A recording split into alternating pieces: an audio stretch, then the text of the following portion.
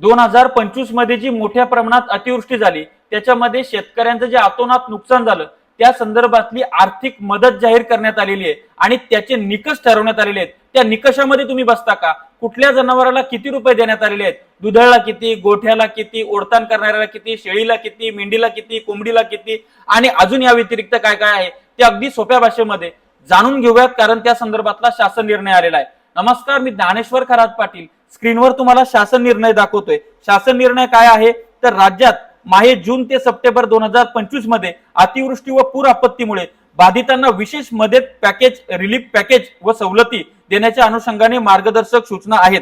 आता प्रस्तावना वाचून तुमचा वेळ घेत नाही, थेट शासन निर्णय वाचतो। त्याच्यामध्ये शासन निर्णय आहे, माहे जून ते सप्टेंबर 2025 या कालावधीत अतिवृष्टीमुळे बाधित झालेल्या भागातील पशुधन हानीच्या संदर्भात मदत व पुनर्वसन विभागाने उपरोक्त वाचा क्रमांक 2 येथील शासन निर्णयान्वये मदतीचे दर विहित केले आहेत।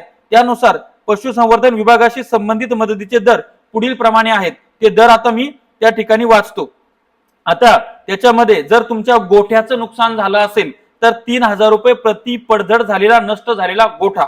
त्याच्यानंतर तुमचं दुधाळ जनावर असेल तर ते मृत झालं असेल तर त्याला 37,500 रुपये प्रति जनावर ते वाहून गेला असेल तरी सुद्धा। त्यानंतर ओढकाम करणारी जनावर, मग आता ओढकाम करणारी जनावर मग त्याच्यामध्ये गाढव आले, आपले बैल आले, घोडे आले, त्याच्यानंतर आपले जे जे ओढतान काम करतात हाल्या वगैरे सगळे त्या ठिकाणी आले तर त्यांना 32,000 रुपये प्रति जनावर। त्यानंतर लहान जनावर असेल जसं की लहान गोरा असेल, वाघार असेल, वासरू असेल, गाय असेल लहान बर का, तर त्याला 20,000 रुपये प्रति जनावर। त्यानंतर शेळी मेंढी असेल तर त्याला 4,000 प्रति शेळी मेंढी। त्यानंतर कुक्कुटपालन असेल तर 100 रुपये प्रति कोंबडी। उपरोक्त दराप्रमाणे देण्यात येणाऱ्या मदतीचे वितरण करण्यासाठी पुढील प्रमाणे कार्यपद्धती विहित आहे। आता ती कार्यपद्धती महत्वाची आहे, तर त्या कार्यपद्धतीमध्ये काय म्हणताय, महसूल व वन विभागाच्या शासन निर्णय 27/3/2023 मधील शिथिल करण्यात आलेले निकष। आता त्याच्यामध्ये लिमिटेशन्स होते, मर्यादा होत्या, 2 जनावर 3 जनावर। आता यांनी काय केलं ते बघू। अल्प अत्यल्प भूधारक तसेच भूमिहीन पशुपालकांऐवजी सर्व आपत्ग्रस्त पशुपालक मदतीसाठी प्राप्त राहतील। आता पहिले काय होतं की अत्यल्प किंवा 2 किंवा 3 असं अटी शर्ती होत्या, तर आता ज्या ज्या जनावराचं म्हणजे ज्या ज्या मालकाचे जनावर आपत्तीग्रस्त असताना वाहून गेले ते सगळे त्याच्यामध्ये आहेत। याला कुठल्या अटी शर्ती नाहीत, मर्यादा नाहीयेत। कुठलाही शेतकरी असो, कुठल्या जाती धर्माचा कुठलाही असो, ठीक आहे। त्याच्यानंतर प्रत्येक पशुपालकांना कमाल 3 मोठ्या दुधाळ व ओढकाम करणाऱ्या मोठ्या जनावरांऐवजी मृत बेपत्ता असलेली सर्व दुधाळ जनावरे मदतीसाठी प्राप्त राहतील। पहिले काय होतं 2 किंवा 3 होते, तर आता तसं नाही। जेवढे तुमचे वाहून गेले असतील, जेवढे मृत झाले असतील तेवढ्या सगळ्यांची माहिती द्या, त्या सगळ्यांची नुकसान भरपाई तुम्हाला मिळणार आहे मी सांगितल्याप्रमाणे, ठीक आहे। वरती म्हणजे शासन निर्णय सांगतोय मी, प्रत्येक पशुपालकांना कमाल 6 ओढकाम करणाऱ्या लहान जनावरांऐवजी मृत बेपत्ता असलेली सर्व जनावरे मदतीसाठी प्राप्त राहतील। ओढताण करणारे 6 ची लिमिट होती, तर आता सरकारने ती लिमिट काढून टाकलेली आहे।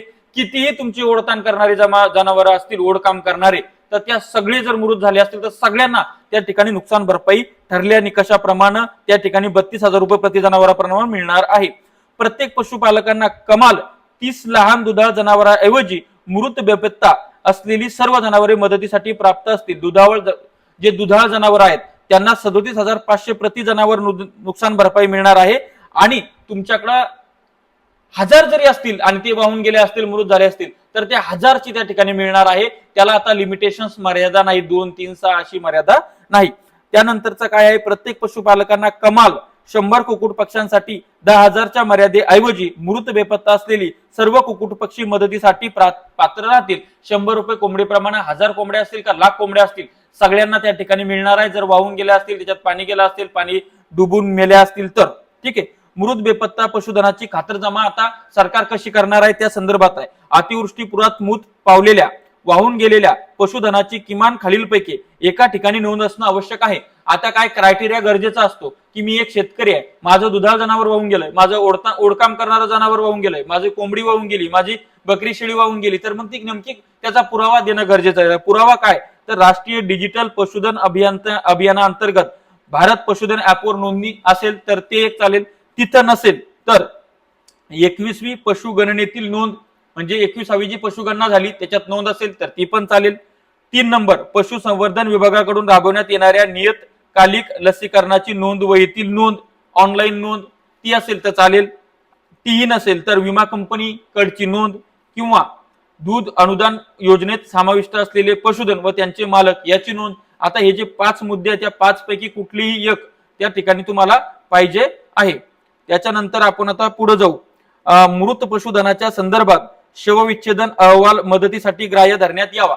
जर समजा जे जनावर वाहून मृत झाले असतील किंवा पाणी जाऊन मृत झाले असतील, त्यांचा पंचनामा झाला असेल, शवविच्छेदन झाला असेल, तर तो अहवाल सुद्धा ग्राह्य धरण्यात येण्यात आहे, म्हणजे यावा असं शासन निर्णय सांगतोय.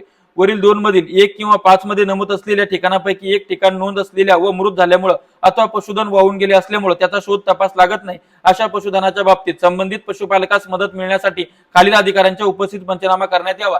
ज्यांचे जनावर वाहून गेलेले आहेत आणि त्या जनावरांचा पंचनामा झालेला नाही अशांसाठी स्थानिक पशुधन विकास अधिकारी यांच्याकडे पंचनामा करायचा आहे, तलाठ्याकडे पंचनामा करायचा आहे, पोलीस पाटील, सरपंच, ग्राम पातळीवरील सहकारी दूध संघाचे संचालक आणि संबंधित पशुधनाचे मालक यांनी मिळून पंचनामा करायचा आहे. त्यानंतर जिल्हाधिकाऱ्यांना अहवाल सादर करणं हे तलाठ्यांचं आणि त्या कर्मचाऱ्यांचं काम आहे. त्यानंतर सर्वसाधारण मार्गदर्शक सूचना काय आहेत त्या आपण जाणून घेऊ. मृत अथवा बेपत्ता झालेल्या विमाकृत पशुधनास विमा कंपनीकडून नुकसान भरपाई अनुज्ञेय असल्यास संबंधित पशुपालकास मदतीसाठी प्राप्त राहणार नाही. जर एखाद्या शेतकऱ्याला त्या ठिकाणी विमा त्यानं फाडलेला असेल आणि त्याला विम्याची नुकसान भरपाई मिळणार असेल तर त्याला शासकीय लाभ मिळणार नाही, हे सरकारचं चुकीचं धोरण आहे. त्यानंतर दुसरं, मृत अथवा बेपत्ता असलेल्या पशुधनाच्या मालकाची ओळख निश्चित करण्याची जबाबदारी तलाठी व पोलीस पाटील यांची राहील. त्यानंतर मृत अथवा बेपत्ता असलेल्या पशुधनाच्या मालकाचे आधार संलग्नित बँक खात्याचा तपशील पंचनामा शवविच्छेदन अहवालासह तहसीलदार यांच्या मार्फत जिल्हाधिकाऱ्यांना उपलब्ध करून देण्यात येईल.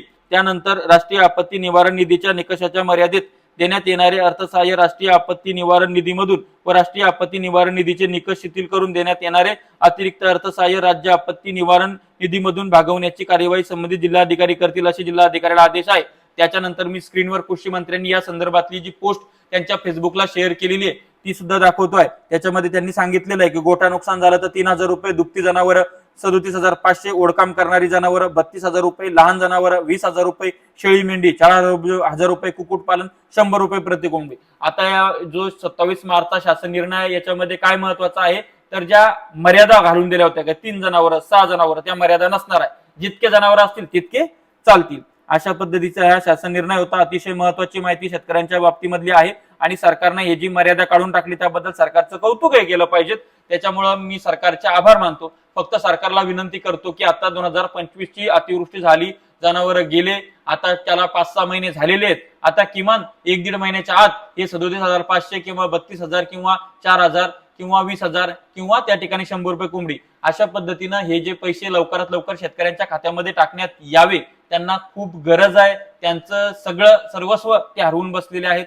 सरकारच्या चरणी विनंती आहे की त्यांनी लवकरात लवकर ही नुकसान भरपाई शेतकऱ्यांच्या खात्यामध्ये टाकावी आणि मी हे सगळं सांगितलं यानुसार आपण हे सगळं करायचं. 27 मार्चचा पशु मत्स्य व्यवसाय कृषी विभागाचा हा शासन निर्णय आहे, तो तुम्हाला त्या ठिकाणी 27 मार्चचा त्या ठिकाणी संकेतस्थळावर बघता येईल महाराष्ट्र शासनाच्या. शेती माती संस्कृतीसाठी अशाच नवनवीन अपडेटसाठी चॅनल सबस्क्राईब करा, साईडला असलेल्या बेल आयकॉन दाबा. धन्यवाद.